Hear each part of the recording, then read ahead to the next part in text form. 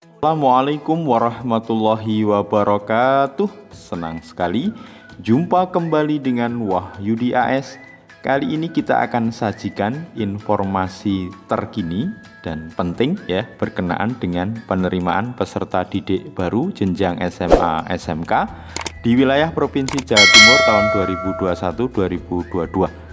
Kali ini kita akan sajikan strategi jitu memperbesar peluang diterima di SMK negeri. Informasi ini diharapkan bisa menjadi referensi kalian ya dan membantu kalian dalam menetapkan pilihan-pilihan di program jurusan SMK negeri sehingga peluang kalian untuk bisa diterima bisa menjadi besar ya. Semoga ini bisa membantu ya.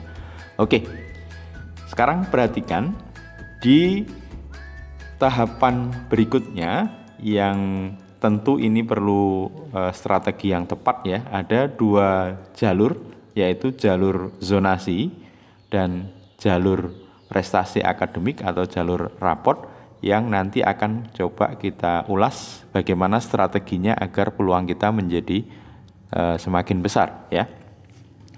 Ingat, di jalur zonasi untuk PPDB SMK itu kuotanya adalah 10% ya dan pelaksanaannya tanggal 24 sampai 25 Mei 2021. Kalau kita tilik bahwa kuota di jalur zonasi ini relatif kecil dibandingkan dengan jalur di SMA ya.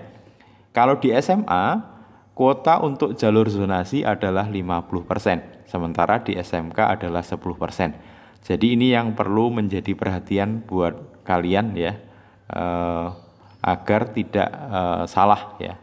Jadi untuk SMK itu jalur zonasinya relatif kecil, yaitu 10%. Oke, sekarang bagaimana kita bisa mengoptimalkan kuota 10% ini sehingga paling tidak kita bisa diterima di program jurusan di SMK negeri ya. Tentu yang pertama pastikan mengikuti simulasi atau latihan pendaftaran ya untuk bisa memetakan peminat atau siswa lain di program-program jurusan yang kiranya bisa kalian pilih atau mau kalian pilih di SMK negeri ya. Kemudian juga bisa kalian pastikan kecenderungan jarak pemilih di program jurusan di SMK negeri yang kiranya mau kalian pilih. Karena data-data ini cukup menjadi pertimbangan kalian nanti kalian untuk memutuskan memilih program jurusan apa di SMK negeri ya. Tentu dengan memperhatikan modal kalian ya. Modalnya apa di jalur zonasi? Modalnya adalah jarak tempat tinggal kalian ke program jurusan di SMK negeri yang kalian mau tuju. Jadi ingat, kalau di SMK negeri yang menjadi fokus pilihan adalah program jurusannya ya. Kalau berbeda dengan di SMA, kalau di SMA yang menjadi pilihan adalah SMA-nya. Tapi di SMK ini yang menjadi fokusnya adalah di program jurusan. Sehingga nanti kalau kita di SMK, maka perankingannya nanti berdasarkan program jurusan di SMK tersebut ya. Oleh karena itu, strategi yang bisa dipilih yang pertama, pilihan pertama, upayakan untuk memilih program jurusan di SMK negeri yang mungkin yang paling kalian harapkan ya, yang sudah kalian pertimbangkan, baik itu dari passion kalian, kemudian kualitas secara umum di program jurusan di SMK yang mau kalian tuju, sehingga ini tetap akan menjadi prioritas kalian di pilihan pertama. Tentu dengan juga realistis melihat seberapa jarak terhadap program jurusan di SMK-nya. Nah, artinya jaraknya nanti berarti ke SMK negeri yang dituju di mana jurusan yang akan kita pilih ya. Pilihan yang kedua tentunya adalah program jurusan di SMK negeri yang mungkin relatif masih kita harapkan jika pilihan yang pertama tidak diterima. Dan sekali lagi secara jarak masih realistis bisa diterima. Karena di SMK ini, di SMK negeri khususnya ini, program jurusannya bisa di satu SMK atau di satu sekolah, atau program jurusannya nanti berbeda sekolahnya ya. Bisa jadi program jurusannya berbeda, sekolahnya berbeda, zonanya juga bisa berbeda. Artinya tidak ada pembatasan zona dan juga tidak ada pembatasan bahwa pilihannya harus dari satu sekolah atau dari satu SMK ya. Tentu untuk pengamannya adalah di pilihan yang ketiga. Nah, tentu pilihlah program jurusan di SMK negeri yang sekiranya kalian bisa diterima. Tentu karena jalurnya adalah jalur zonasi, ya tentu pilih program jurusan di SMK negeri yang jaraknya relatif paling dekat dengan tempat tinggal, sehingga peluangnya semakin besar.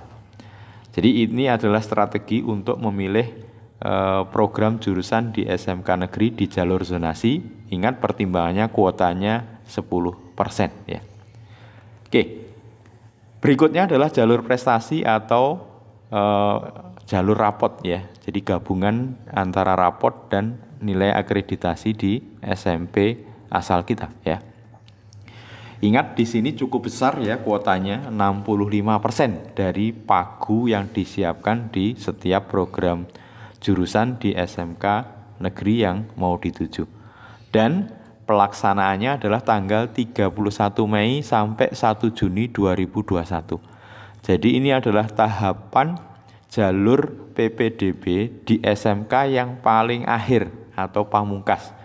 Jadi peserta didik yang mungkin tidak diterima dimulai dari jurusan afirmasi, ya jurusan perpindahan tugas orang tua, jurusan lomba atau penghargaan, kemudian di jalur zonasi, maka punya kesempatan terakhir adalah di jalur prestasi akademik atau raport. Kuotanya cukup besar yaitu 65%. Strateginya gimana? Tetap pastikan mengikuti simulasi atau latihan pendaftaran untuk dapat melihat pemetaan dari peminat atau siswa yang lain yang mendaftar di program jurusan yang mau kita pilih. Sehingga nanti kita bisa mendapatkan kecenderungan nilai pemilih di program jurusan yang sekiranya mau kita pilih ya. Ini menjadi modal kita ya. Jadi dengan data informasi di latihan pendaftaran nanti menjadi modal kita. Seberapakah positioning dari nilai gabungan raport dan akreditasi sekolah yang kita miliki. Nah, sehingga kita bisa mengukur, bisa menakar seberapa peluangnya kita bisa diterima di program jurusan yang nanti mau kita pilih. Sehingga nanti strateginya yang pertama, pilih program jurusan di SMK negeri yang paling diharapkan. Jadi tetap di pilihan yang pertama ya, berupaya untuk memilih program jurusan yang sekiranya itu passion kalian di SMK negeri yang memang kualitasnya menurut kalian sudah dipastikan baik ya. Sehingga ini bisa menjadi sesuatu hal yang memang kalian harapkan. Tapi tentunya dengan pertimbangan modal yang kalian miliki, yaitu nilai gabungan yang kalian dapatkan. Tentu di pilihan kedua juga sama, program jurusan yang sekiranya masih relatif baik ya, yang juga masih sesuai dengan passion kalian, bisa di sekolah berbeda atau mungkin di program jurusan yang berbeda, bisa di sekolah yang sama. Sehingga nanti kalau di pilihan yang pertama tidak diterima, di pilihan kedua ini pun kalau seandainya kalian diterima, itu masih sesuai dengan yang kalian harapkan. Baru di pilihan yang ketiga, karena ini katup pengaman ya, maka pilih program jurusan di SMK negeri yang relatif paling rendah keketatannya atau peminatnya, atau mungkin rasio pemilihnya paling kecil. Jadi kalian bisa survei di zona di mana kalian bisa memilih program jurusan ya waktu di latihan pendaftaran, sehingga peluang kalian untuk bisa tetap bersekolah di program jurusan di SMK negeri masih bisa dilakukan. Ingat bahwa nanti ketika memilih itu kalian hanya punya kesempatan sekali memilih. Jadi kalau sudah dipermanenkan tidak bisa diulang, sehingga manfaatkan nanti di simulasi atau latihan pendaftaran itu untuk mendapatkan informasi yang sebanyak-banyaknya. Oke, mudah-mudahan dengan sedikit tips memilih strategi jitu, peluang kalian untuk bisa diterima di program jurusan di SMK negeri bisa semakin besar. Terima kasih, sampai ketemu pada video berikutnya. Sukses untuk kalian di PPDB tahun ini. Terima kasih. Assalamualaikum warahmatullahi wabarakatuh.